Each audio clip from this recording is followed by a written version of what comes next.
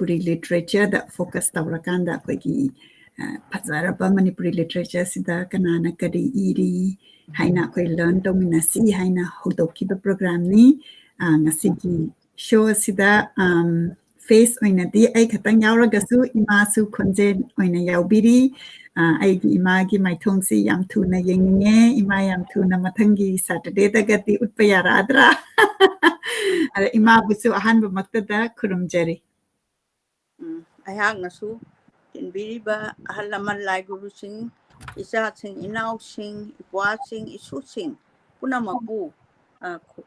kong nonjari khurumjari bhakti katjari yang biriba pumna magnasu akoigi show asi social media da share tawbiyu aduga comment tawbirau aduga akoi social media da share tawbasi handak anauba message amna lai chechegi show si uba kuidri handak na uba ni asyamna heta video mayam se uba da nungdang tumdana yang bire kain haiba tabada nungai aduna share tawbiyu share tawbiragadi adomgi network na su ubirakanda akoigi inakul haningba inakullaba akoigi Manipuri Literature se akoi myam khangminasi Manipur da laiba mi khatang natana Manipur purna nungsijaba Manipur dagi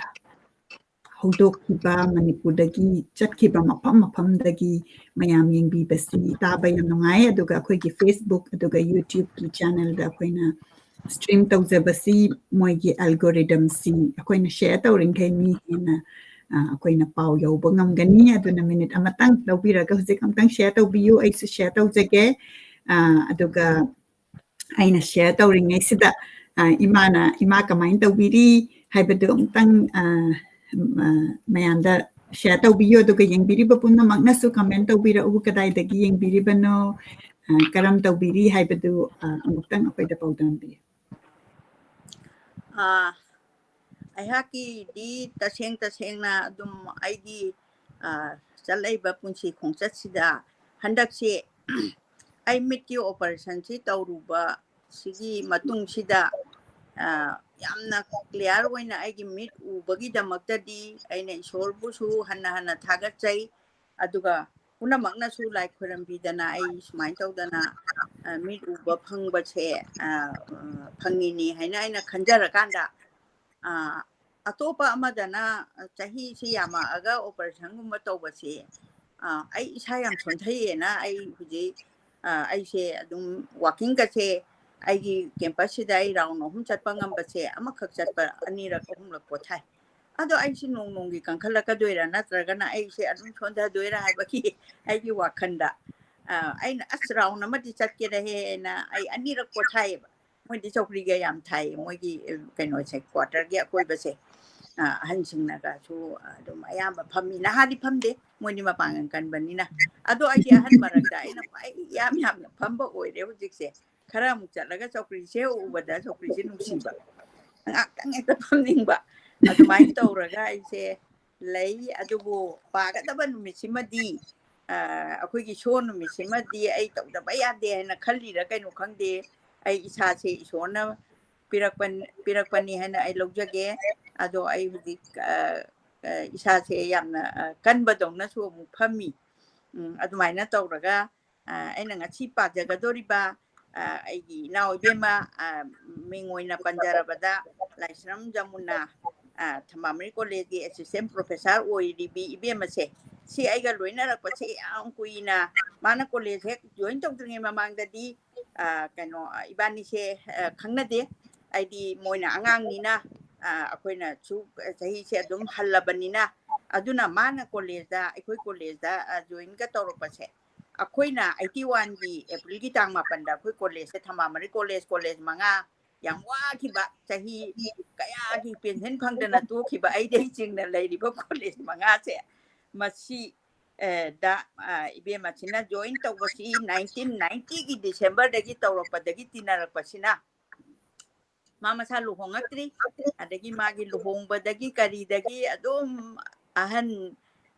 oibadana tana ahan sabam su yaudana adumaina loinarakpa inauni adu inaugi ngasi lanthokani haibasi khanbada ngahak lairaga mangonda phone tawni kamai tawre kari tawre na dainum ꯇꯧꯔꯒ ꯏꯕꯥꯅꯤꯁꯦ ꯌꯥꯝ ꯅꯨꯡꯉꯥꯏꯅ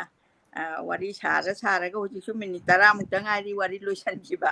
ꯑꯗꯨꯃꯥꯏꯅ ꯋꯥꯔꯤ ꯍꯥꯏꯕꯗꯤ ꯑꯇꯣꯞꯄꯒꯤ ꯋꯥꯔꯤ ꯅꯠꯇꯕ ꯄꯥꯗꯣꯏꯗꯣ ꯀꯃꯥꯏꯅ ꯇꯧꯕꯅꯣ ꯑꯗꯩ ꯀꯔꯤ ꯇꯧꯕ ꯑꯩꯅꯁꯨ ꯃꯤꯠꯁꯤꯅ ꯍꯦꯛꯇ ꯂꯥꯏꯔꯤꯛ ꯄꯥꯕꯁꯦ ꯄꯥꯈꯤꯅꯣ ꯍꯥꯏꯕꯅꯤꯅ ꯃꯔꯝꯒꯁꯤꯁꯨ ꯍꯦꯛ ꯈꯪꯅꯤꯡꯉꯛꯄ ꯈꯪꯅ ꯍꯦꯛ ꯀꯥꯎꯊꯣꯛꯈꯤꯕ ꯑꯗꯨꯃꯥꯏꯅ ꯇꯧꯔꯒ ꯂꯦꯜꯂꯤꯑꯅ ꯑꯗꯨꯃꯥꯏꯅ ꯈꯨꯝꯖꯕ ꯇꯥꯔꯦ ꯌꯥꯝꯅ ꯅꯨꯡꯉꯥꯏ ꯏꯃꯥꯒꯤ ꯄꯥꯎꯗꯝꯕꯤꯕ ꯑꯗꯨꯒ ꯏꯃꯥꯒꯤꯗꯃꯛꯇ ꯄꯨꯝꯅꯃꯛꯅ ꯅꯨꯡꯁꯤꯅ ꯃꯦꯁꯦꯖ ꯊꯥꯕꯤꯔꯛꯄ ꯊꯨꯅ ꯐꯧ ꯍꯥꯏꯕꯤꯔꯛꯄ ꯁꯤꯒꯨꯝꯕꯁꯤ ꯇꯥꯕꯗ ꯌꯥꯝꯅ ꯅꯨꯡꯉꯥꯏ ꯌꯥꯝꯅ ꯂꯥꯏ ꯈꯣꯏꯔꯝꯕꯤ ꯀꯥꯏꯅꯒ ꯍꯥꯏꯕꯤꯕ ꯑꯗꯨꯅ ꯏꯃꯥꯁꯨ ꯄꯨꯛꯅꯤꯡ ꯁꯣꯟꯊꯕꯤꯒꯅꯨ ꯌꯥꯝꯅ ꯑꯗꯨꯝ ꯀꯟꯈꯠꯂꯛꯀꯅꯤ ꯍꯥꯏꯅ ꯑꯩꯅ ꯑꯗꯨꯝ ꯊꯥꯖꯩ ꯑꯗꯨꯒ ꯑꯩꯈꯣꯏ ꯃꯌꯥꯝꯅ ꯏꯃꯥꯁꯤ ꯐꯦꯁ ꯑꯣꯏꯅ ꯃꯊꯪꯒꯤ ꯋꯤꯛꯇ ꯊꯣꯛꯂꯛꯄ ꯉꯥꯏꯖꯔꯤ ꯍꯥꯏꯇꯥꯔꯦ ngamba ꯏꯁꯣꯔꯅ ꯄꯤꯅꯕꯤꯕ ꯑꯣꯏꯔꯁꯅꯨ ꯏꯃꯥꯅꯁꯨ ꯍꯧꯖꯤꯛ ꯄꯟꯕꯤꯈ꯭ꯔꯦ ꯉꯁꯤꯒꯤ ꯄ꯭ꯔꯣꯒ꯭ꯔꯥꯝꯁꯤ ꯌꯥꯝꯅ ꯑꯩꯅꯁꯨ ꯌꯥꯝꯅ ꯉꯥꯏꯖꯔꯕ ꯄ꯭ꯔꯣꯒ꯭ꯔꯥꯝꯅꯤ ꯑꯩꯈꯣꯏꯒꯤ ꯃꯤꯡ ꯑꯣꯏꯅ ꯄꯟꯖꯔꯕꯗ ꯂꯥꯏꯁ꯭ꯔꯝ ꯖꯃꯨꯅꯥ ꯃꯥ ꯃꯁꯥꯅ ꯑꯩꯅ ꯔꯤꯀ꯭ꯋꯦꯁ ꯇꯧꯖꯔꯀꯥꯟꯗ ꯃꯥꯒꯤ ꯄꯣꯏꯝꯁꯤ ꯃꯥꯅ ꯔꯤꯁꯥꯏꯠ ꯇꯧꯖꯕ ꯃꯁꯤ ꯌꯥꯕꯤꯔꯛꯄꯒꯤꯗꯃꯛꯇ ꯑꯍꯥꯟꯕꯃꯛꯇꯗ ꯊꯥꯒꯠꯆꯔꯤ ꯑꯩꯈꯣꯏꯅ ꯉꯁꯤꯒꯤ ꯄ꯭ꯔꯣꯒ꯭ꯔꯥꯝꯁꯤꯗ ꯃꯗꯨ ꯂꯥꯟꯊꯣꯛꯆꯒꯅꯤ ꯑꯩꯈꯣꯏ ꯃꯌꯥꯝ ꯇꯥꯃꯤꯟꯅꯁꯤ ꯈꯪꯃꯤꯟꯅꯁꯤ ꯑꯗꯨꯒ ꯂꯥꯟꯊꯣꯛꯇ꯭ꯔꯤꯉꯩꯒꯤ ꯃꯃꯥꯡꯗ ꯑꯩꯈꯣꯏꯒꯤ ꯑꯣꯊꯔꯁꯤꯒꯤ ꯕꯥꯏꯑꯣꯗꯥꯇꯥ ꯃꯥꯒꯤ ꯃꯔꯝꯗ ꯈꯤꯇꯪ ꯁꯦꯌꯔ ꯇꯧꯖꯒꯦ ꯂꯥꯏꯁ꯭ꯔꯝ ꯖꯃꯨꯅꯥ ꯍꯧꯖꯤꯛ ꯑꯦꯁꯤꯁꯇꯦꯟꯠ ꯄ꯭ꯔꯣꯐꯦꯁꯔ ꯑꯣꯏꯅ department of Manipuri Thambal Marik College Oinam Bisnupur Manipurda Laibiri published work the Koinai Tong the Pung Ahungdang Haiba Travelok Asi Macha Laimada Pongkibani Turban Duda short story Macha Laimada Pongkibani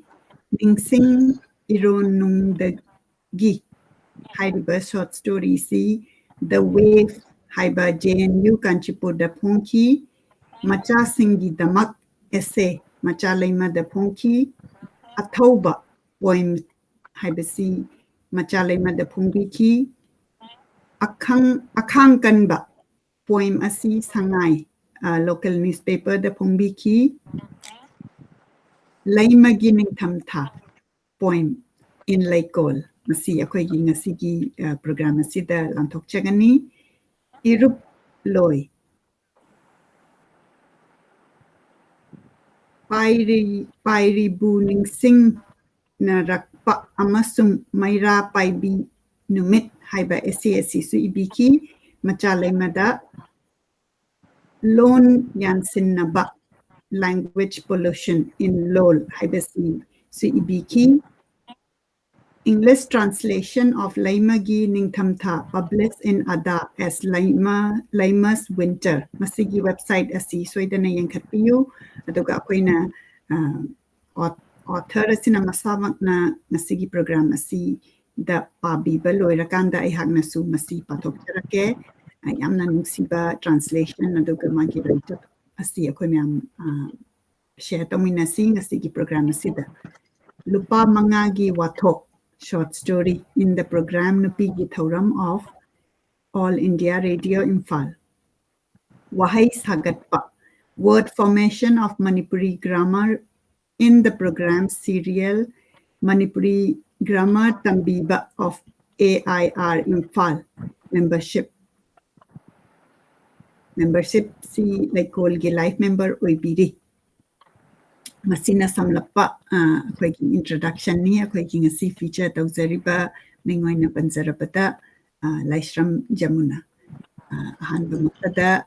mangwandagi warol lanthokchage imana madu lanthoktrinaida haibiningba wahi khara haibiyu aigi inau ainadi laija haina kaujabani Jamuna haibasigi kainoni magi short form da laija haisina hena paeda madi masatu taing ba yam su tapchaba inau oibaduda aina anambana magi mamingse Jamuna kauthokhraga laida haina adum hairakpa miyamnadi mache Laishram Jamuna haina adumaina kawi bani ado inaw bemasi khoi punamakni Laishabi oiringai matamda mana inkhalakpa matamda tawbiba thabak mayam duga ngasi uba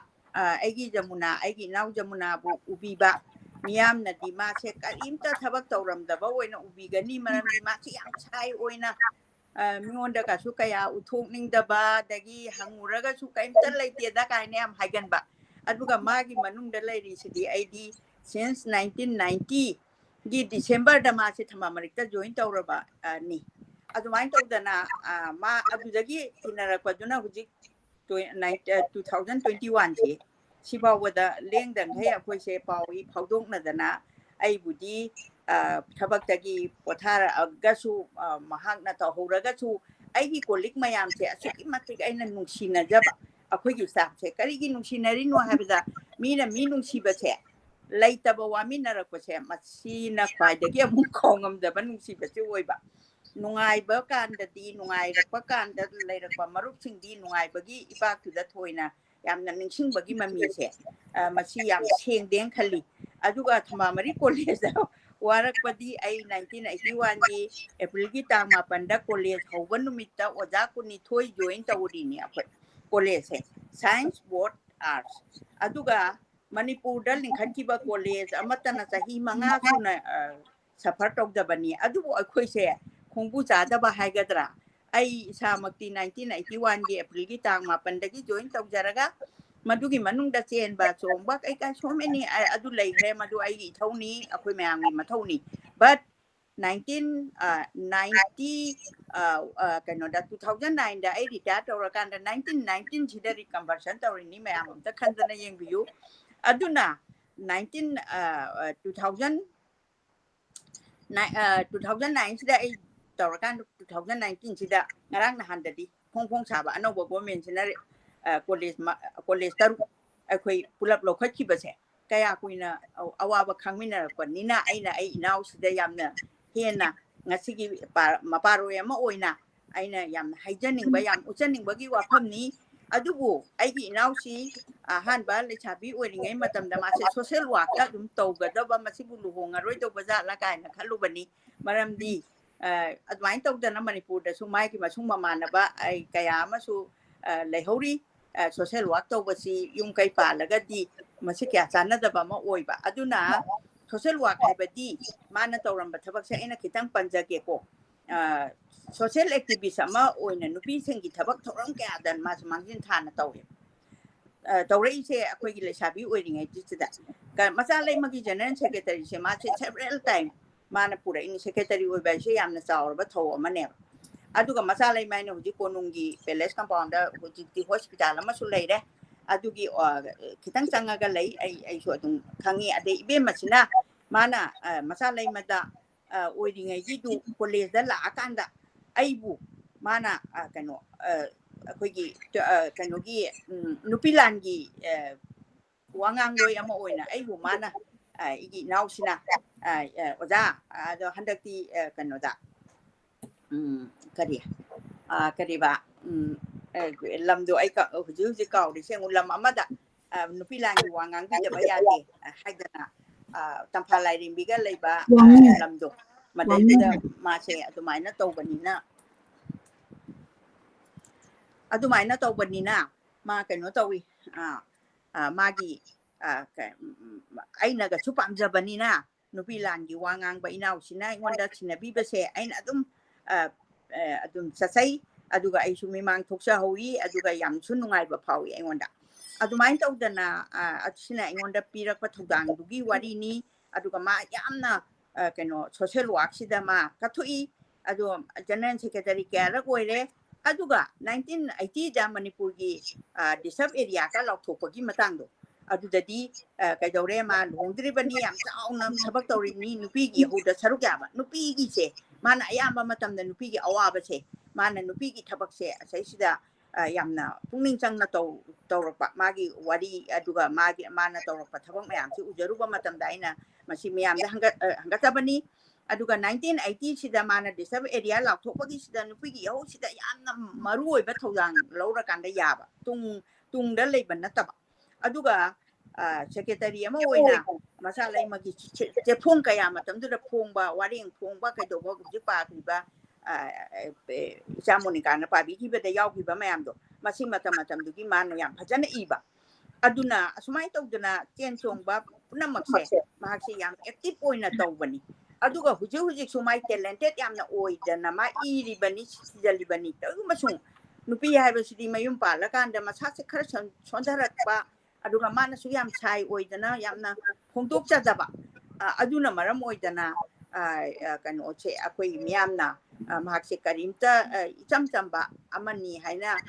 ichamchamba haibati idraba mi khuding makun nate mana tawriba thabaktuga miyamna khangbiri siga ani sigi comparative study ma pibeda mata paksi yam phajana tawi haina aina thagachaba aina appreciate tawjaba ada society na su khangbina ba haidana hanadi makse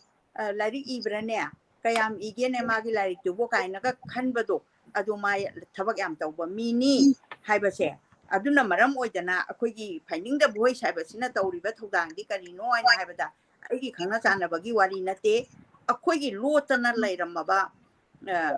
akoigi mapari kaya mamong kaya se akoina chingthokpa ngamba makhaidi chingthoga miyamgi mamangda akoigi si leijai haidana akoina chawthokjabagi thoramse masidasu aigi now aina kawba yaroi laijasi wa ama hairuba matamda aidi oja pramodini gi padori adu ibe malari tilai aina phamise delhi dani ain phamise us dani adu kamai tawba haiba matamda inau sina phamna communication se kayam risoi adu mai tawdana communicate tawbirakanda namakanda thabiratana kotana ngasi phawbada finding the voice ki achoba thodang ama su lobiriba aigi inauni masi haijaraga loibadi nate pabada sumatam logadori bani mahakna pagadori singa si saireng ani oirangane na khalli amana leimagi ningthamtha du yamna phajaba aina su isana maonda request tawrakanda bemangta page nangi leimagi ningthamtha do na aina su pagrabani adumakta da aina muksu nang lifetime taga paramu na sana taga paramu haina request tawba matamda mana harau ngasi yabirakana thopirakpase amuka hanna aigi now aigi now laijabu jamuna bu ai thagachari loina na aigi inau professor aruna bu so aina haining ai letana thagachari be makamai hauni aina mu haidorini karina mamang thasige mu hangdori ni jingraba migi thabak tuda du nga chi bawda society gi thabak aduga masigi thabak sida aikoi punamak changdaba yade ko haibagi wakhalon ga loina na achinba punamak thadok pirakanda inau ani se aiga pominaba aidi pominaba inau di lejadabani aduwa ai pominaba iminau lairambadagi hena nungsiba inau ni haina aina thagachage loina na aigi ambiriba aina kainomtang haibada punamak cooperation pibiba punamak puso ai hangna thagachabaga loina na ngasi professor aigi now Jamuna gi magi sairengsi haunaba miyam punamakna miyeng tapinaba hangatjari loinana khuramjari punamak imana background introduction hena haibi bagi damakta thagachari akoina masigumbasi biodata ma iba da yaudaba only life experience adagi tinaba masina hena akoigi writer author si khangba ngambani aduna imana madu additionally supplement tawbirapagi damakta thagachari akoi mayamna author masamakna ahanbada poem asi lanthoktrinaida mana haibirapa warol asi lanthokchage akoi mayam taminasi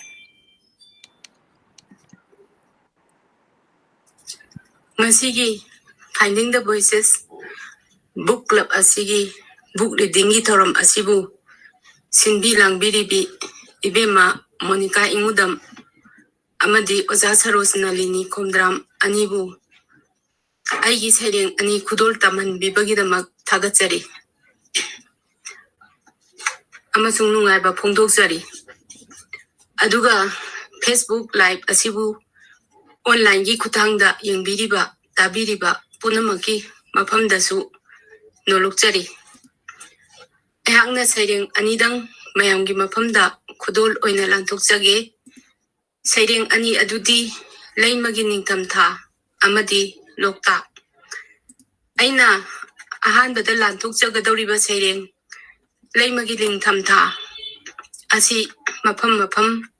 kayada pajakre. Aduga Finding the Voices ki platform asimaktadasu ing lisinga ani supna kumathoi malemgi nupigi numiki mangwainana oza sarosna linina pathuk pikre. Sairengsi lamsida nungtigi phongba pause mitailonda phongba naharolgi thodang da nungmaijing numiki sahityagi kalamda amadi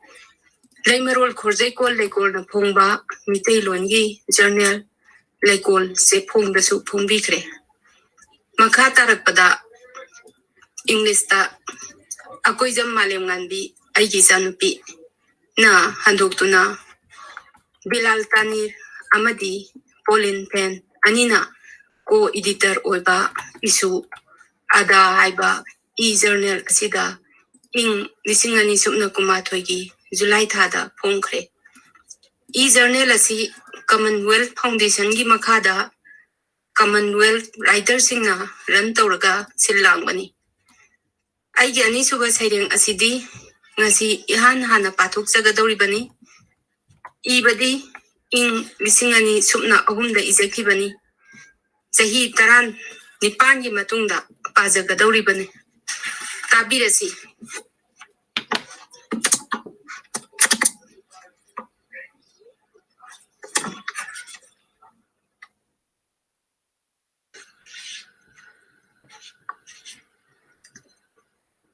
Aigi saireng laimagi ningtamtha ingbana trat tingchalaboi ningi ayuk nganta hawatli nupi laima ingba phawdabagumi maiphu amamam thagatli manemgi makugi mapuroibagi loisinjai imungi thabak inkhang sitpa sengba phengba chamba loire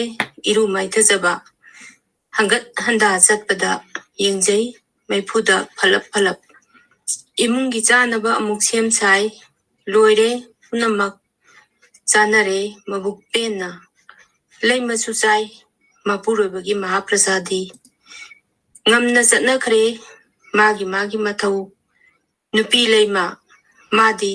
amuk haukre magi thabak nanthokpa yadraba sitpa sengba phengba chamba Pisu bijam. Iru sanding biba magi macha singbu. Masadi khuning da hangam maru changgadore makok yampak sagadore numit tha kadum danu kaure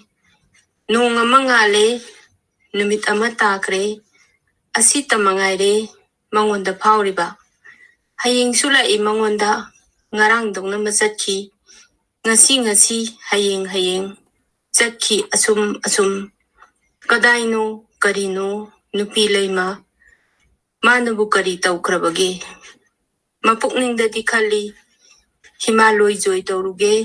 samudra ironungdagi mani mukta khuluge nong hek nganbada numit ama hek tabada leithokpa yadaba thabak mayam pukningda khalamba wakhal swai mangki nupi leima Nangdi asi tawgadabani adu tawba yade mayam sigi marakta numit tasilai ngasai dong nalai thabak mayam pareng mathang manaw kaidana pareng leithokpa yadaba thabak mayam adui mathakta numidangi oiba toppa pareng maiphu amamam thagatli makugi manemgi mapuroibagi Mathang manaw kaibiyade pareng cha thakpa loire numidangi tumna khare ngamnamak jenom nomi nupi leima hayenggidamak thau yangnaba mapuroibagi machagi chakngidamak ingbana trat chingchalaboi ningi numidang thengna tunggadoribani nupi leima ingba phawdabagumi Television yengi mapuroibana uina uina maipu yaina yaina khang bangamdre tumningbana phamung jangkhre mapuroiba tumningna makhong sro sro jingna nungsi na kaudun haibirami nupi leima maipu sinang lawja horo hai electric post kinglai khudak tumaktada gang gang gang gang hanna hanna hanna hanna laurai nupi thoro o hanna hanna lauraki hanna hanna lauraki nupi leima tanna sesinki khwangset kokset sukhatki mainamgi maira mikup ama phawa panthade senthoki nupi leima lehawi maipudu inga ngang zaktuna aigi mathangi saireng loktak adungai sahitya ratna asaibagi khorjaigi sairolna aibu koipai paihanki loktak mapanda ipakta amadi akoibada imeng mengna ingau ngauna theka thek nauganau sajaki jagoi ipakta horiba ithakki tanthada sakki isai konthang yeina sayon taretki nungsi wari nunghikla khulang isai surda lukai higi hibanda naugi tanthaga loinana adubu loktak khongban asida ngasidi kadai kau khre ngamnamak anauba chuki anauba sapurak liba yoibu yohen taliba singna anidang bunbada ahumdang tinbada tari anauba matamgi malemgi miramgi tanthada dungdang dungdang jingjang jingjang sari jagoi matamsigi anauba sathekta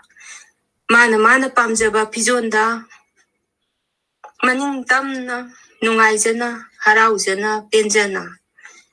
mangi wasu ningsingda tunggi wasi khaluda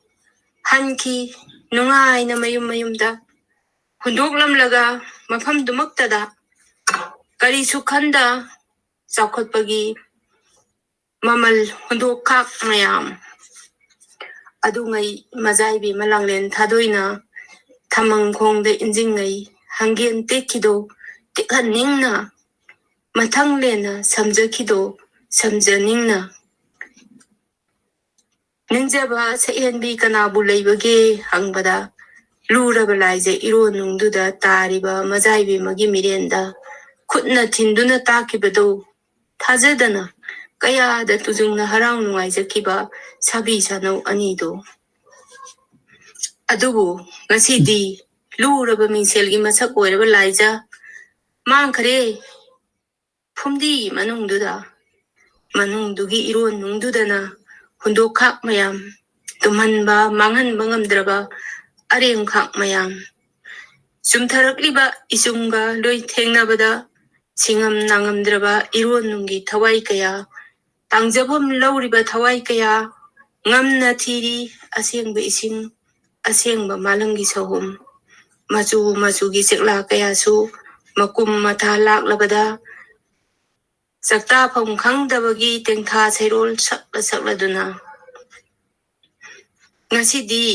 warore macha chanbi ima loktak lairembina karisu khandraba macha singbu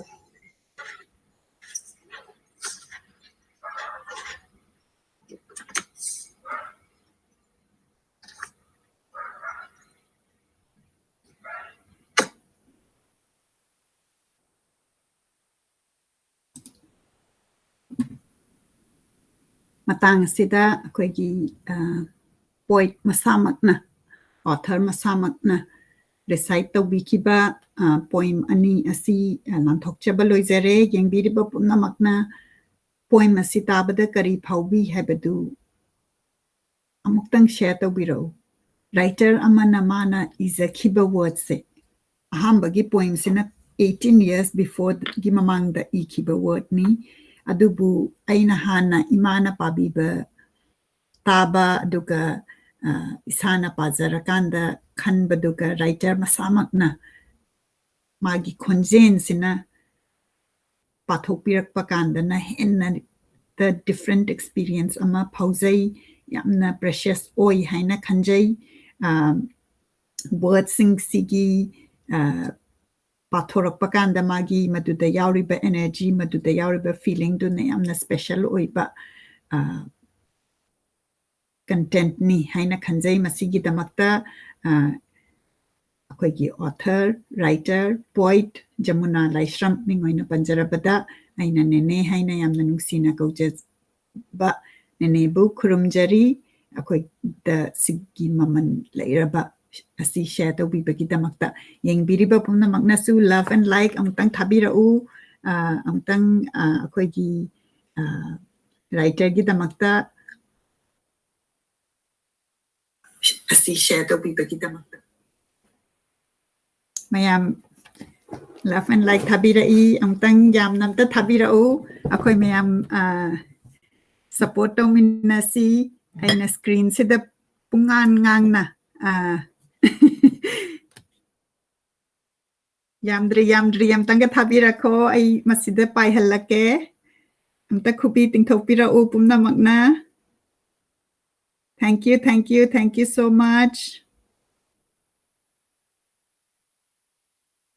daga offline da koi gisi replay oina yamna yengbiba yawi maduda yengbiba kanda su soidana adum love and like adum thabira u share tawbira u akoi mayam akoi gi Manipuri Literature asi ina khunba lamdam khuting makta prithibi gi kachin koya da yoba oira sanu haina akoi social media sida akoi mayam share tawminaragadi yogani haina khanjai comment mayam su lakpiri comment si ai soidana lokhatjage adom na kari khanbi haibadu dagi question leibiba kari phaubiba soidana madugi matangda ibirau mathang tarakpada ngasai akoigi author na su panbikre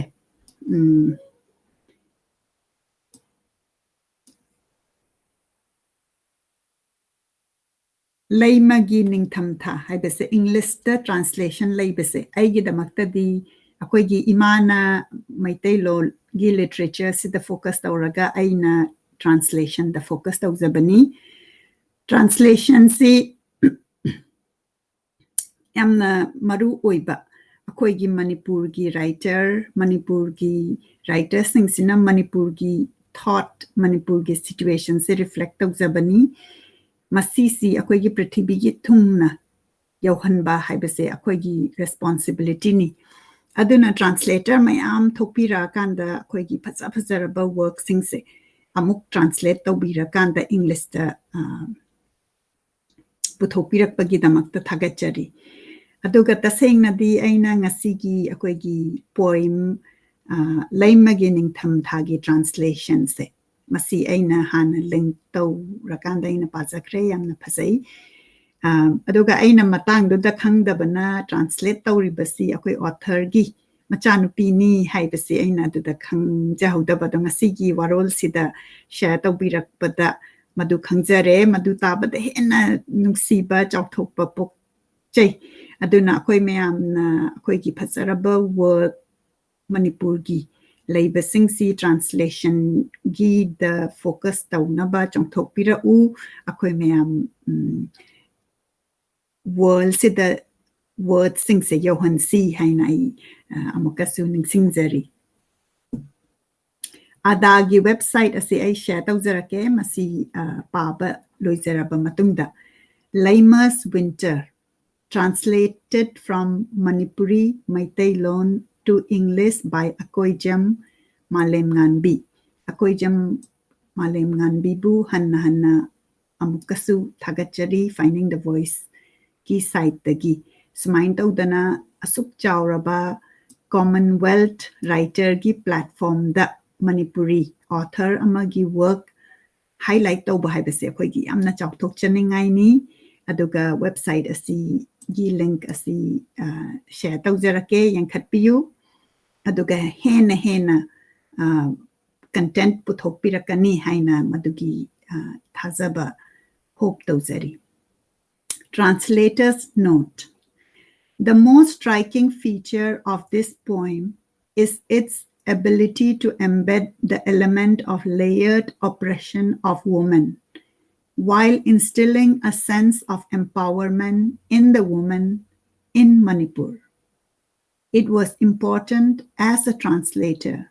to retain this theme in the poem, and therefore I took extreme precaution while translating so that the English translation reflects this essence in its entirety. I made as little interference as possible when translating culture-specific words and images such as Laima, Maifu, Mahaprasada, Yempak,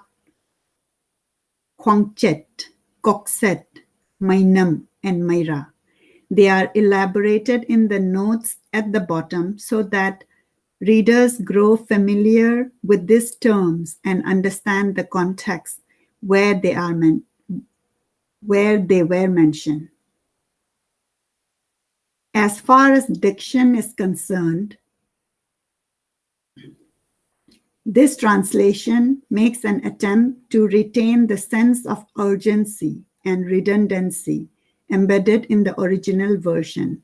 Therefore, the translation is line by line with several repetitions, and many words are arranged in series separated by commas as in the original. The imagery in the original is overwhelmed with repetition of the mundane household chores. The sense of performing a repetitive action, which is tedious and inescapable, is presented in the translation version as well. This reflects the life of a typical housewife across the world. Another recurring image in the poem is that of the maifu, that represents the comfort that a home provides. It is bright and red, which is alluring and provocative in the cold. In spite of being the one who kindles this comfort in the house, both literally and metaphorically, Nupi Laima herself could only steal a glance at this comfort once in a while. Her comfort is secondary to everyone else. The clanging on the electric post towards the ending shows the double-layered oppression she has to face as a housewife in Manipur. In Manipur, women take an active role in protecting the male members of the indigenous communities. They are popularly known as the Maira Paibi, the torch bearers, since most of the violence happens during the night and women have to hold torches while assembling to mitigate the situation. The ending provides a sense of empowerment as well as shows the reader a glimpse of the uncertainties of life and death of living in a conflict zone, the dual burden of taking care of a family as well as the community. That is the translator's note about the poem, and I will recite the poem which is being translated in English. Laima's winter, freezing cold, early in the morning. Nupi Laima gets up as if the cold doesn't bother her. She kindles the maifu one by one for her mother-in-law, her father-in-law, her husband. She runs around the house to finish the chores, sweeping, swapping, scrubbing, rinsing. She has taken a bath and freshened up. While walking across the room, she glanced towards the burning maifu once or twice. She prepares food for the family, and everyone has eaten and is full. Laima eats What's left by her husband is Mahaprasada. Everyone has left the house for their jobs. But Nupi Laima, she starts working again, her duty, which she cannot escape. Sweeping, cleaning, doing the dishes, washing clothes, bathing her children. But oh my, her own heels, one can sow mustard seeds. Her head almost like a yempak. She doesn't remember which day it is. One day comes, another day goes. Only this she feels. Tomorrow comes and lives like yesterday, today, tomorrow, today, tomorrow, by and by. They all went. Where? What? Nupi Laima. What has she ever really done after all? In her heart, she tells herself, I shall conquer the Himalaya. I shall dive in the ocean and collect pearls. But when the day begins and the night approaches, unavoidable chores crop up one by one. What she felt in her heart vanishes into thin air. Nupi Laima, you must do this. You cannot do this. While following this and that, the night draws closer. Just like a while back, her duties come like a marching band, one after another, in a precise manner and order, one after another, her inescapable duties. When night falls, it brings its own unique series of work. She kindles the maifu one by one for her father-in-law, her mother-in-law, her husband, one after another. In a long queue, the order must be maintained. Everyone has had dinner. All have gone to bed to sleep. Nupi Laima walks and runs to finish her work, to make it easy for the next day, for an early meal in the morning, for her husband, for her children. Freezing cold, late in the night, she has to sleep very late, as if the cold doesn't bother her. Her husband is watching the television, sitting near the maifu, half asleep, half awake. He cannot bear to stay awake now. He's gone to bed. Her husband, dying for sleep, dragging his feet. He calls out to her lovingly, Nupi Laima, this maifu is all yours. Someone strikes the electric post. Clang, clang, clang, clang, clang. Again and again, again and again, someone is shouting outside, come out, women folk, come out. The voice is heard again and again. Nupi Laima changes her clothes quickly, punctured around her waist, coxette around on her head. She kindles the mainam Maira. Hesitating not even a second, Nupi Laima runs out. The maipu remains burning red and bright. So there is a translation of the Manipuri words which has been used in the poem, and I will share the website. I would request everybody tang yang khat piu masigi website asida poem asi leire aduga translator na iba warol asi su leire akoi jam malem ngan bibu hanna hanna thagachari asuk phazaraba translation sida Manipuri Maitelongi words sisudum retain taubiba aduga magi essence yauna translate taubirakanda mayamna pabakanda Manipur gi situation, Manipur gi nupi gi situation, author na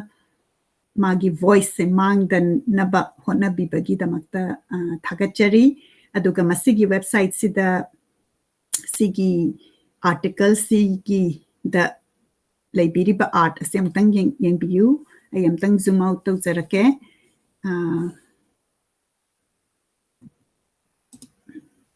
yengo amukta mai phu si yaure khoi gi takhe lei re Manipur nupigi akoina pi setpada chinkhatlaga setpa sumchet they pressure cooker khang. So I think this art is so well representing, you know, akoigi hujiki poem si fazana represent tawbiba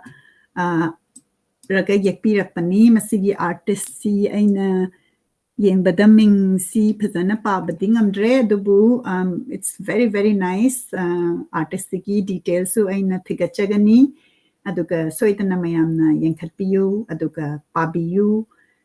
adomna su poem phazaba nungaiba adomna pamba singse pabirakanda soitana finding the voice ta thagatpirau akoi mayam na content si hena share tawragadi akoi interest pokpa si hengani haina thajai aduga akoi gi author si gi profile asisu Commonwealth writers ki ada hairiba adastories.org sida feature tawbire aduna masi yengbada yamna proud moment oi haina aina mayam da share tawzari matang asida comment lokhatjage yengbiriba pumna makna kamain tawbiri adagi huziki poem si tabiba kanda kari phawi haibadu soidana share tawbirau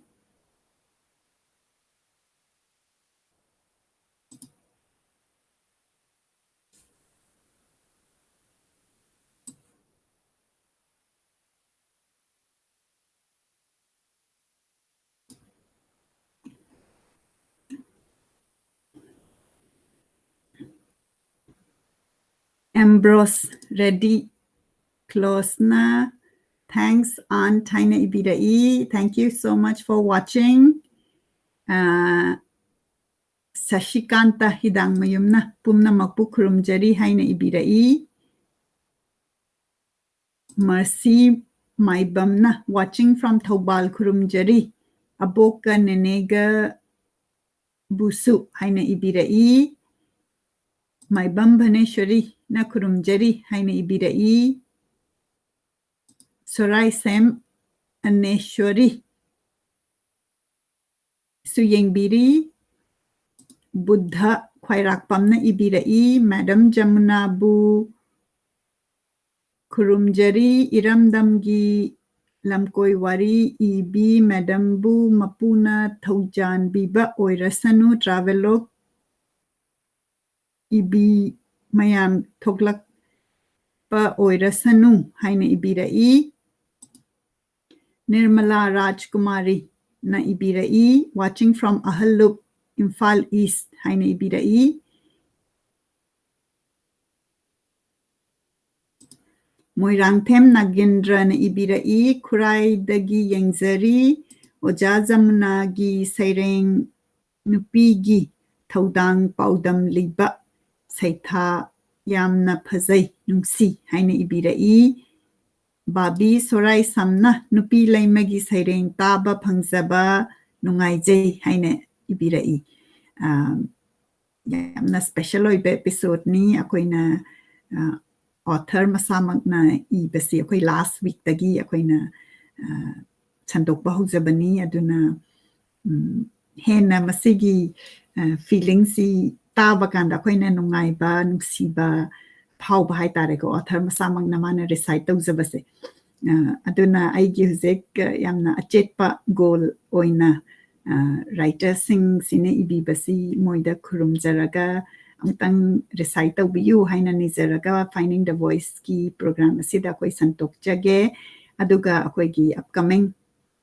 Library of Manipur sida akoi gi author sing sina masana izab poem se mana recite tawjarakanda koina feature tawbagi adugi content su hapjabgani aduna yamna nungsiba koina poet amagi thigalakpa kanda ma masana thijarakanda magi voice tu na tawrakanda mana igibadugi energy tu phauba word amada mana ucharon du emphasize tawba way of pronunciation so overall I love it and you know I really would want all the writers to contribute. And I think it'll be a great content, for Manipur and for all of us, to be learning about Manipuri literature. Aduna akoina Manipuri Maitaylon the originally ibase si sinamagi author sina pabiraba adoga translation sina translator duna su pabibayai translator sina mana translator ropakan the changam gada ba effort adagi word by word magi essence to mang dana ba translator basi su yamna effort changba yamna luba subject amani aduna aina sum translation si parak pakanda masigi translation pasana torok pasi yamna thagat ningai oi aduna koina translator mayam busu yamna chauba thak awang ba thakta thamjari aduga koi yengbiri ba pumna magna su masigi content se poem ama pamagadi adum thabira u koi mayam content se share domina si handak aina cycling taurakanda 101 poem translated version si pa bagi taurak pasida yamna nungsi ba response lai aduga khangdaba mayam si madu khangbadagi as chechena parakpadagi madugi book to yankhalakanda Amazon da order taure kain haibirapa adagi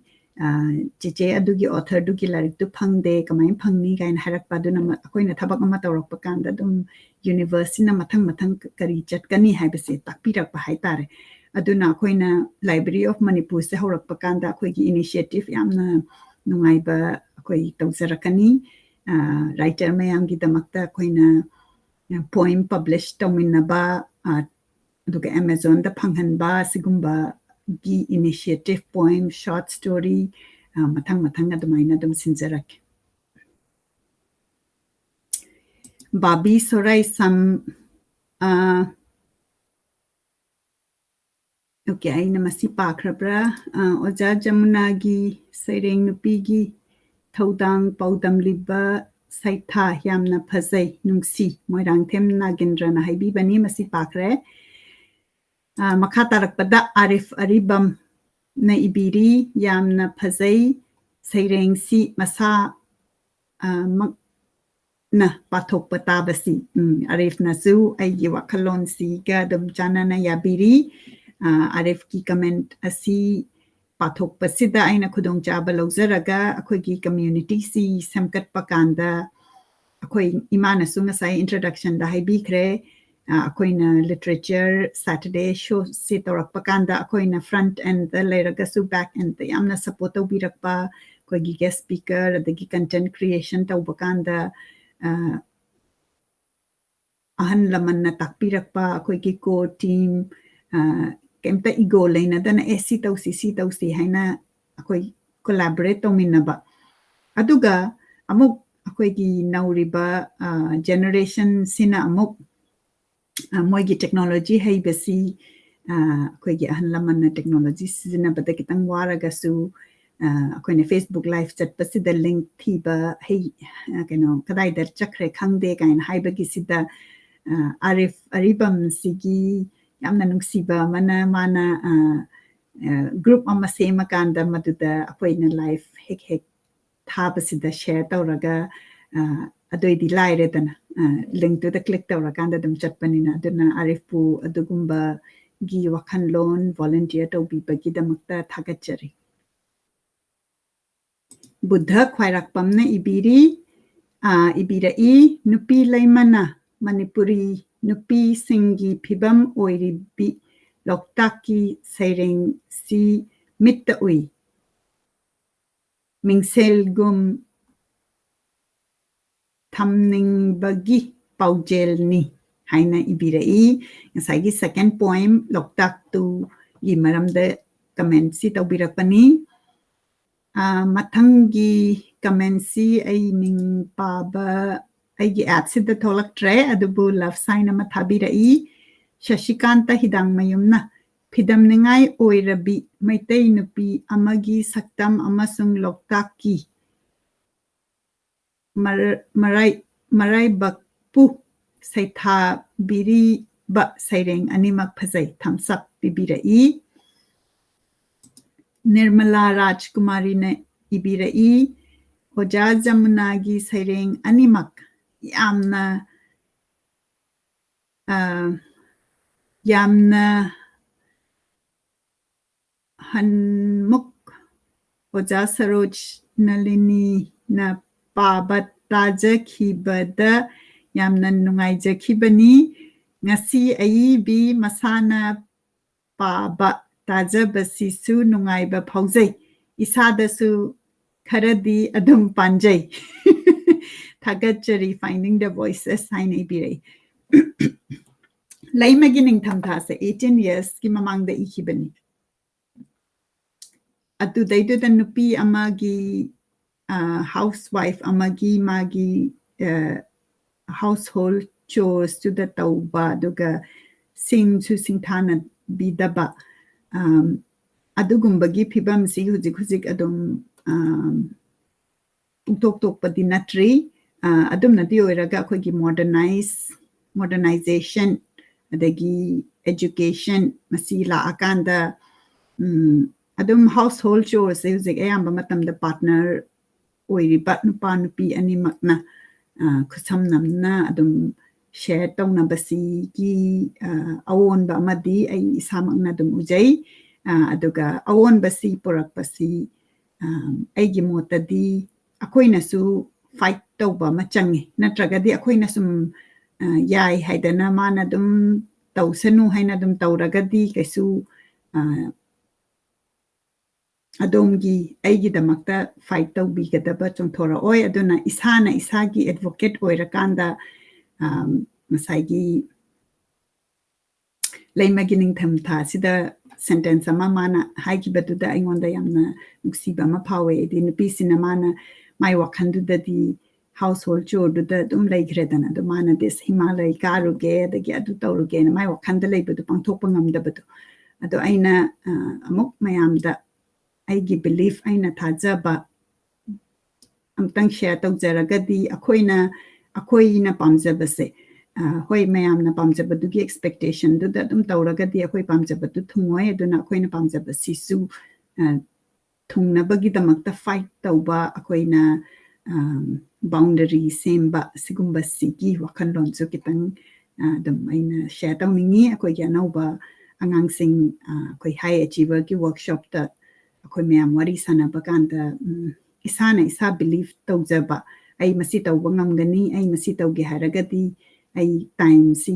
adom da doin chatkragadi ai masida successful oiroi aduna kamaina adom da lakani haibagi adugumbagi wakhanlon adugumbagi strategy adom ahongba mala I haina aina khanjai dagi akoi gi writer masamak poet masamak su yengbiri akoi mayamgi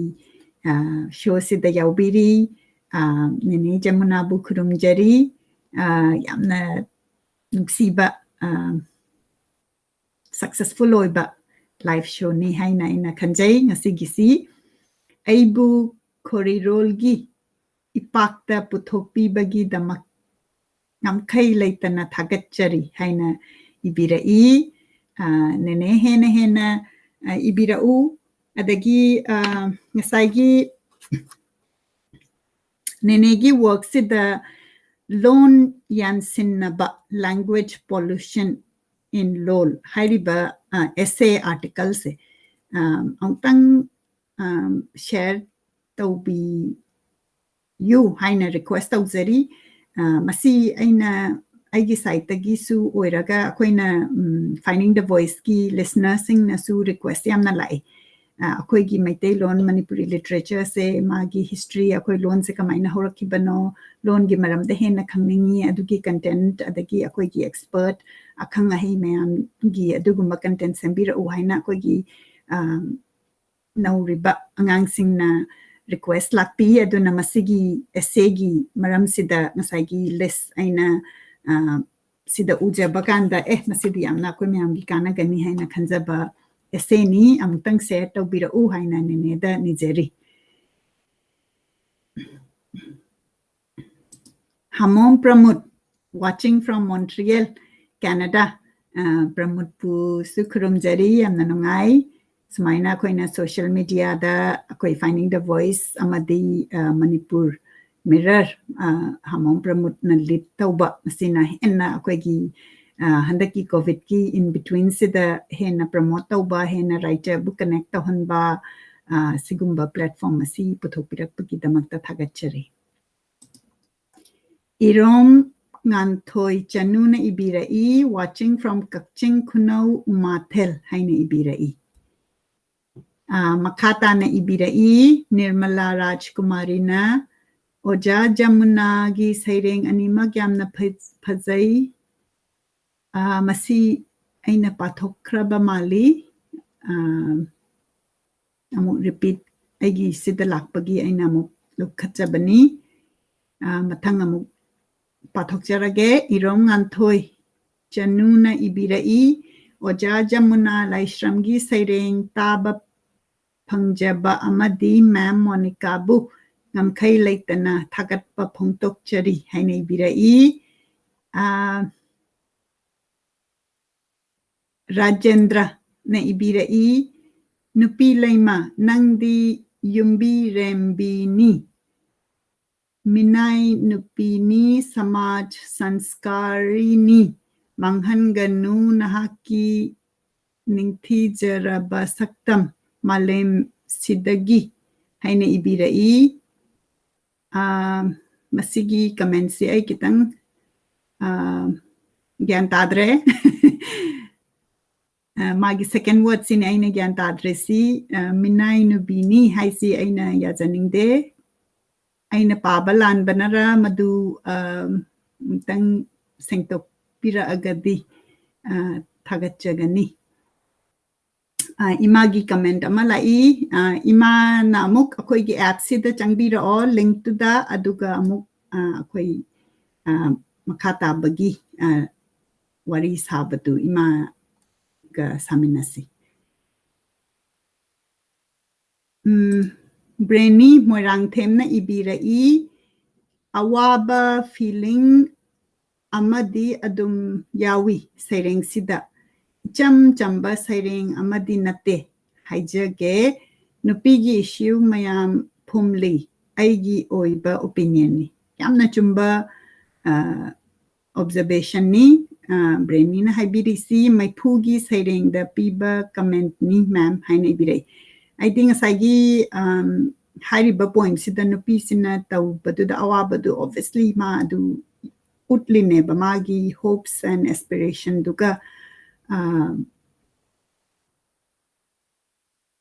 mana tawthokpa ngamgidaba magi dream aduga man gi responsibility haiba tare ko yum gi tawbadu da adu utpani yamna phajai aduna masigi si mayamna pabira kanda ko akoi nupa su nupi su animak aduna inthamda khunigi maipu thagalakpa kanda yumda handlaman adagi mayam na doina maipu yaira kanda chakhumda matomda chak thong iba ima natraga ini natraga na whoever magi amaina khalan bangamba adugumba poem ni aduna masisina koigi society the impact purakpa ngamba tabiri ba pumna magna aina masigi points ngasi tarabanina adongi yumda inthamda lakpa kanda maipu lakpa kanda ingra kanda da thabak tawbasi kanano yumda da aduga mase maipu yai badu phangdragadi mabu yaihan ba nungai han ba natragana magi thabak tu share tawbiba adugumba gi action lokhat han ba inspire tawba point ni haina khanjai bushan haubam na kurumjari haina ibirai nene jamuna na makata na ibirai tanja phangbada soidana thodang lojage haina ibirai ngasagi additionally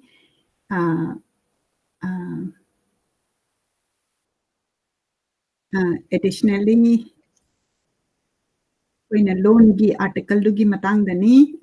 ima su changbire ima adum ai haijarage ima gi connection yare Laishram Amarjit Singh na great program haina haibirai adagi akoigi iche yamna nungsi bi Sorok Haibam Gamini Su Yangbiri, Akogi author last week, the Akoina featured of Zekiba online the thing na Changlak Pani ay di saying Amata Taba Pangza Hudre. Hainibire. Ichena Sweden amok rewatch daw biyu yamna pasaba program ama oikreng asigi program sisu aduga akoina author sing sina masana tizaba program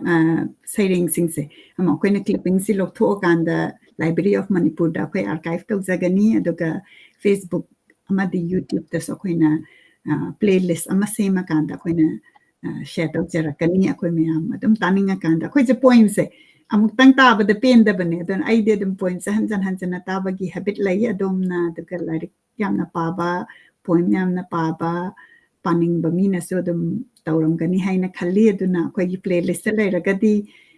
chak thong na natragana akoi na walking chat na tau ba sida akoi na dum ta ba sigum ba se dage for me aina painting tauring da dum I di thai aduna wakhan yamna nungai ba mo oi matang asida comment lokhacha ba loizare comment asi birak pagi yang birak pagi yamna thagachari ima angtang ngai biko ai haijarake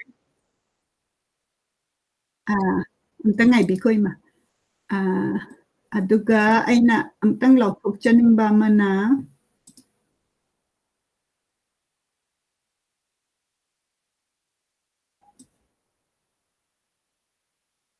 Imam tang ngai biko.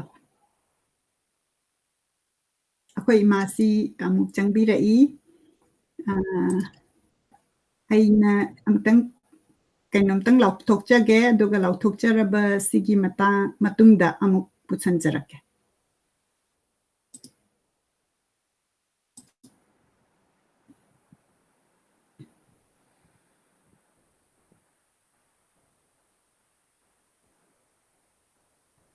Aina mayam da share tawning badi akoina sum lariki matang da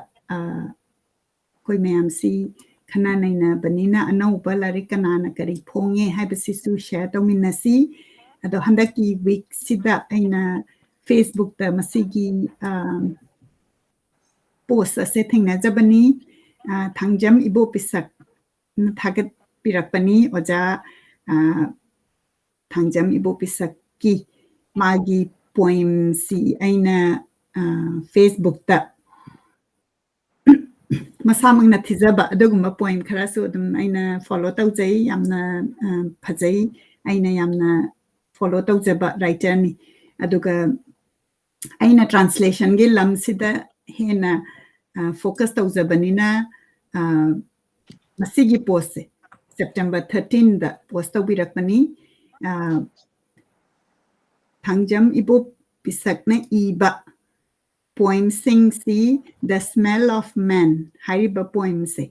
masi English ta translate tawrakanda Robin S ngangomna translate tawraga masigi book se phange Amazon da phange haina pau tabadagi aise haraw man gita na Amazon da masi kamaina order tawni na aina yengjabani ado yengjabasida unfortunately US ki Amazon da yauram dre aduna aina India da order tawrakanda aigi team na amuk thabirakani aduga amuk akoigi finding the voice ki akoina thagachari khudol hek bizaba asida hapagi damakta akoina 10 copies muk ahan bagi oina order tawrakanda akoigi collaborate tawminariba akoi mayam da akoina masi soidana amuk thagachari gi gift oina pijarakani amna nungaiba pauni aduda akoigi Amazon sida aina chatpa sida thire adu phangda basida aina mug Robin S ngangom gi magi book si amug leiramni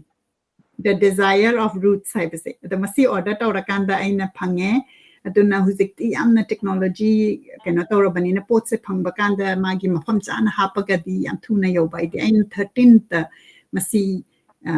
gi post si yenga ba matungda aina thigat lakanda Amazon da order tawba da phange aduna aina cycle thawba da masi dagi point khara lakhachara feature tawjarake aduga hujiki akoigi oja thangjam ibo ibu pisak na iba poem si te aina khara mo ngai batare unless akoigi writer masamak na natragana my family na photo natragana soft copy oina thabiragadi aina thuna paba ngamgani masing aina share tawjaningi si Bushan Haubam na translated publications singi matangda kari planning laibage ngasai aina lauthokchagi baduni masi aina akoigi Manipur Library of Manipur gi akoina Zuzik website asi 20th October da launch tawjagani masi gi launch tawraba matungda akoina monthly adum author amadi writer bu support tawba adumaina tawzarakani madudaiduda akoina poem collection short story collection adugumbagi initiative laura akanda punna publish tawrakanda akoina Amazon da soft copy and hard copy oina phanghanba adugi plan yang sain haizabad dagi makata na ibidai Sorok khaibam gambini na ibirai Monica ki ngasigi earring and lixi hamna pakchai haina ibirai aidi masi saidagi kanamtana haibiraktre na ayu khawgalaga aidi shoni na aidi kiraga thokcharakpasida kanam haibiraktre na leiringai sida ichena haibirakpagi yamna thagachari masi yamna nungsiba aigi tangkhulgi ichal tangkhul beat saina yankhatpiu soidana Instagram amadi Facebook ta maduki product ni man sti aina interview tawrakanda mana masi sabagi wakhanlon yamna nungsiba akoigi Manipur da China gi ahong ba akoigi jewelry adugumba siba dagi masi tawrakanda akoigi oiba potsing di mangtharakpa aduna man tangkhul beat se tawrakanda akoina adum affordable oiba price ta phangagadi angangsing adagi akoi college kaba adagi any thabak tawbakanda adum set pangamba haitare adugumbagi wakhanlon da man tangkhul beat se tawrakpani ada aina mai wari sita yamna nungsibadagi magi potse aina order tawrakanda hujik aina damu share tawjabani pamagadi soidana yinkhatpiu yamna yengwa aigi sana adagi matching leg aduna ayamba matamda adum aina Manipur gi product si adum support tawjaningba da isana su setpada yamna aina pamjana setjaba haitare aduni dagi makhata na last ki comment oina akoigi writer na translator ichanupi bu su mayik sing na thagat pi bagi damak nungai ba phongtok chari thagat chai ai hak magi damak koi thagat kaino thagat chari khudol tayari tauri aduga thagat chari gi khudol asi thuna yahonbira agani haina akoigi team na honari ayamna nungsiba haibadi it's a very special thing right ide akoina translator sing na mayam toropasi gi mathak to da machanupi na sumaina translator e kain haibasi taba de hen nungsiba ma phawi magi photo yengningi aduna masi ai offline da nene ga connect tawjarag matang asida imabu aina amuk kausinjari akoigi mathangi Saturday gi show se masigi matangda amtang imana hana share tawbir ibema aigi khonji tai ko tai ima haibir nungaibaga awabaga se machin manauni kuba kunam mika haibaduni aikoi hujikta yamna aiginau laijagi lanthokpase asuki matik nungai ba phawi adubu loina na loirakpasida aina nungaitaba wafam amakhaktang miyamgi mafamda thamjage aikoi September gi haugiba tang 10 da ꯑꯩꯈꯣꯏꯒꯤ ꯃꯅꯤꯄꯨꯔꯒꯤ ꯁꯛꯅꯥꯏꯔꯕ ꯀꯕꯤ ꯑꯊꯣꯏꯕ ꯔꯘꯨ ꯂꯩꯁꯥꯡꯊꯦꯝ ꯂꯩꯈꯤꯗ꯭ꯔꯦ ꯃꯍꯥꯛꯀꯤ ꯂꯩꯈꯤꯗꯕꯁꯦ ꯃꯁꯤꯗ ꯑꯩꯈꯣꯏꯒꯤ ꯃꯅꯤꯄꯨꯔ ꯁꯥꯍꯤꯇ꯭ꯌꯕꯨ ꯅꯨꯡꯁꯤꯖꯔꯤꯕ ꯄꯨꯝꯅꯃꯛꯀꯤ ꯃꯐꯝꯗꯗꯤ ꯌꯥꯝꯅ ꯑꯩꯈꯣꯏꯒꯤꯗꯃꯛꯇ ꯌꯥꯝꯅ ꯅꯨꯡꯉꯥꯏꯇꯕ ꯑꯃꯅꯤ ꯊꯃꯣꯏ ꯁꯣꯛꯅ ꯅꯨꯡꯉꯥꯏꯇꯕ ꯐꯣꯡꯗꯣꯛꯆꯔꯤ ꯐꯥꯏꯅꯤꯡꯗ ꯚꯣꯏꯁꯅꯁꯨ ꯑꯗꯨꯕꯨ ꯁꯥꯍꯤꯇ꯭ꯌꯕꯨ ꯊꯣꯏꯗꯣꯛꯅ ꯅꯨꯡꯁꯤꯖꯅ ꯑꯃꯗꯤ ꯋꯥꯡꯅ ꯂꯧꯖꯗꯨꯅ ꯃꯤꯌꯥꯝꯒꯤ ꯊꯧꯒꯜ ꯑꯩꯈꯣꯏꯅ ꯉꯁꯤ ꯐꯥꯎꯕ ꯇꯧꯖꯔꯛꯂꯤ ꯃꯅꯤꯄꯨꯔꯤ ꯁꯥꯍꯤꯇ꯭ꯌꯒꯤ ꯑꯊꯣꯏꯕ ꯃꯄꯥꯔꯤ ꯔꯘꯨ ꯂꯩꯁꯥꯡꯊꯦꯝ ꯂꯩꯈꯤꯗ꯭ꯔꯕꯒꯤ ꯁ꯭ꯔꯗꯥꯟꯖꯂꯤ ꯀꯠꯆꯅꯕ ꯊꯧꯔꯥꯡ ꯑꯃꯗꯤ ꯑꯩꯈꯣꯏꯅ ꯇꯥꯡ ꯑꯩꯈꯣꯏꯒꯤ ꯁꯦꯞꯇꯦꯝꯕꯔꯒꯤ ꯇꯥꯡ 24 ꯂꯥꯛꯂꯤꯕ ꯑꯩꯈꯣꯏꯒꯤ ꯏꯔꯥꯏ ꯅꯨꯃꯤꯠ ꯑꯁꯤꯗ ꯂꯥꯡꯖꯔꯤꯁꯦ ꯑꯩꯅ ꯃꯤꯌꯥꯝꯒꯤ ꯃꯐꯝꯗ ꯍꯪꯒꯠꯆꯅꯤꯡꯗꯅ ꯌꯥꯝꯅ ꯅꯨꯡꯉꯥꯏꯇꯕ ꯑꯩꯈꯣꯏꯒꯤ ꯈꯛꯇꯅ ꯐꯣꯡꯗꯣꯛꯆꯒꯗꯕ ꯑꯋꯥꯕꯁꯦ ꯂꯩꯄꯥꯛꯀꯤ ꯑꯣꯏꯅ ꯐꯣꯡꯗꯣꯛꯀꯗꯕꯅꯤ ꯐꯣꯡꯗꯣꯛꯄꯤꯒꯦ ꯍꯥꯏꯅ ꯍꯥꯏꯕꯤꯔꯛꯄ ꯁꯤꯁꯨ ꯀꯠꯆꯕꯒꯤ ꯊꯧꯔꯝ ꯊꯝꯖꯔꯤꯕꯁꯤꯡꯁꯤꯅ ꯃꯇꯦꯛ ꯈꯤꯇꯪ ꯑꯩꯈꯣꯏꯅ ꯐꯣꯡꯗꯣꯛꯆꯕꯒꯤ ꯇꯥꯟꯖꯥꯗꯣ ꯑꯩꯈꯣꯏ ꯂꯥꯛꯂꯤꯕ ꯁꯦꯞꯇꯦꯝꯕꯔꯒꯤ ꯇꯥꯡ 24 ꯁꯤꯒꯨꯝꯕ ꯉꯁꯤꯒꯤ ꯄꯨꯡꯐꯝ ꯁꯤꯃꯛꯇꯗ ꯁꯥꯍꯤꯇ꯭ꯌꯕꯨ ꯅꯨꯡꯁꯤꯕꯤꯕꯁꯤꯡꯅ ꯌꯥꯎꯕꯤꯅꯕꯁꯨ ꯑꯩꯍꯥꯛꯅ ꯃꯤꯌꯥꯝꯒꯤ ꯃꯐꯝꯗꯁꯨ ꯅꯣꯡꯂꯨꯛꯆꯔꯤ ꯑꯗꯨꯒ ꯂꯣꯏꯅꯅ ꯑꯩꯈꯣꯏꯅ ꯃꯁꯤ ꯈꯤꯇꯪ ꯏꯆꯥꯅꯨꯄꯤꯒꯤ ꯊꯕꯛꯀ ꯀꯔꯤꯒꯁꯨ ꯑꯌꯥꯝꯕ ꯃꯥꯒꯤ ꯊꯕꯛꯇꯒꯤ ꯁꯨꯇꯤ ꯑꯃ ꯂꯧꯔꯦ ꯍꯥꯏ ꯏꯔꯥꯏ ꯅꯨꯃꯤꯠꯁꯤꯗ ꯉꯟꯈꯠꯂꯁꯤ ꯏꯕꯦꯝꯃ ꯍꯥꯏꯗꯅ ꯑꯗꯨꯃꯥꯏꯅ ꯇꯧꯗꯅ ꯉꯟꯈꯠꯆꯕꯁꯦ ꯑꯩꯅ ꯃꯤꯌꯥꯝꯒꯤ ꯃꯐꯝꯗ ꯑꯁꯤꯒꯨꯝꯕ ꯂꯩꯈꯤꯗ꯭ꯔꯕꯒꯤ ꯃꯐꯝꯗ ꯀꯠꯆꯒꯗꯕ ꯑꯗꯨꯒꯨꯝꯕꯗꯣ ꯑꯩꯍꯥꯛꯅ ꯊꯝꯖꯅꯤꯡꯗꯅ ꯋꯥꯐꯝꯁꯤ ꯄꯟꯖꯕꯅꯤ ꯑꯗꯨꯒ ꯂꯣꯏꯅꯅ ꯃꯗꯨꯒꯤ ꯅꯨꯃꯤꯠ ꯑꯗꯨꯃꯛꯇꯗ ꯍꯥꯏꯕꯗꯤ ꯑꯗꯨꯒꯤ ꯊꯥꯡꯖꯗꯨꯗ ꯑꯩꯈꯣꯏꯒꯤ ꯄ꯭ꯔꯣꯐꯦꯁꯔ ꯅꯣꯡꯃꯥꯏ ꯄꯟꯗꯤꯠ ꯍꯥꯏꯅ ꯈꯪꯅꯕꯤꯔꯤꯕ ꯑꯣꯖꯥ ꯇꯣꯝꯕꯤꯅ ꯊꯥ ꯈꯨꯗꯤꯡꯒꯤ ꯂꯥꯟꯊꯣꯛꯄꯤꯒꯗꯕ ꯁꯥꯍꯤꯇ꯭ꯌꯒꯤ ꯊꯧꯔꯝ ꯑꯗꯨꯁꯨ ꯑꯣꯖꯥꯅ ꯑꯗꯨꯗꯤ ꯁ꯭ꯔꯗꯥꯟꯖꯂꯤ ꯀꯠꯄꯁꯤꯅ ꯍꯦꯟꯅ ꯃꯔꯨ ꯑꯣꯏ ꯏꯕꯦꯝꯃ ꯍꯥꯏꯗꯅ ꯑꯣꯖꯥꯅ ꯑꯩꯈꯣꯏꯒꯤ ꯑꯣꯛꯇꯣꯕꯔꯒꯤ ꯇꯥꯡ 2 ꯊꯥꯡꯖ ꯅꯨꯃꯤꯠꯁꯦ ꯁꯤꯅ ꯃꯥꯒꯤꯗꯨ ꯑꯣꯏꯔꯒꯦ ꯍꯥꯏꯗꯅ ꯌꯥꯝꯅ ꯅꯨꯡꯉꯥꯏꯕ ꯑꯣꯖꯥꯅ ꯊꯝꯕꯤꯔꯛꯀꯗꯣꯏꯁꯤꯗꯤ ꯈꯤꯇꯪ ꯍꯥꯏꯂꯥꯏꯠ ꯇꯧꯕꯤꯔꯛꯏ ꯚꯥꯔꯕꯦꯜꯂꯤ ꯀꯔꯤꯅꯣꯅ ꯍꯥꯏꯕꯗ ꯈꯝꯕ ꯊꯣꯏꯕꯤ ꯁꯩꯔꯦꯡ ꯏꯄꯤꯛꯁꯦ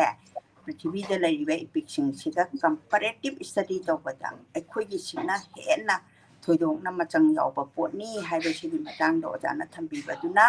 ꯑꯩꯈꯣꯏꯒꯤ ꯑꯣꯛꯇꯣꯕꯔꯒꯤ ꯇꯥꯡ 2 ꯊꯥꯡꯖꯁꯤꯗ ꯑꯣꯏꯔꯦ ꯑꯗꯨꯒ ꯑꯩꯈꯣꯏꯒꯤ ꯂꯩꯈꯤꯗ꯭ꯔꯕ ꯑꯊꯣꯏꯕ ꯀꯕꯤ